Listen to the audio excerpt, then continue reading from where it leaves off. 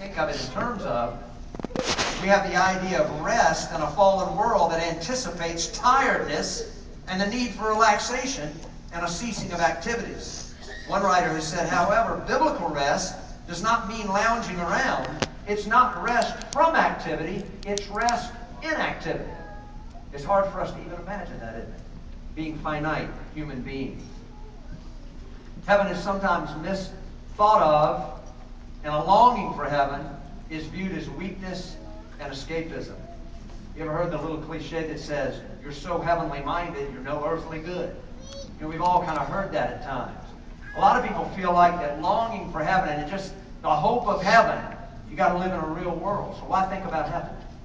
Stephen Hawking, the famous physicist, was quoted in The Guardian as saying this: I regard the brain as a computer which will stop working when its components fail. There's no heaven or afterlife for broken down computers. That's a fairy story for people who are afraid of the dark.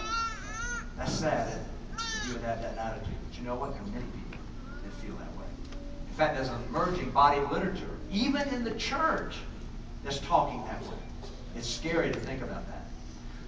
Some of us think that there's nothing interesting to do in heaven, that it's going to be boring. In fact, some people feel like heaven is just one long worship service. And they think about their own worship service and they think, boy, I'd rather not go if it's going to be like that.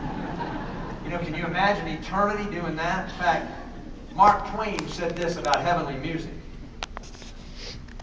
This is so funny. He goes on all day long and every day during a stretch of 12 hours or more. The singing of hymns alone. No, it's only one hymn. The words are always the same in number. There's only about a dozen of them. There's no rhyme and no poetry. Consider the deafening sound like a hurricane, millions and millions of voices screaming at once and millions of hearts gritting their teeth at the same time. I ask you, isn't this hideous? Isn't it odious? Isn't it horrible?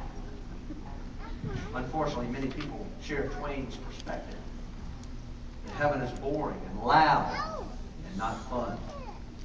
Another common misconception is that Peter is standing there guarding the pearly gates. How many times have we heard jokes that have told jokes about somebody dying and standing before Peter at the pearly gates?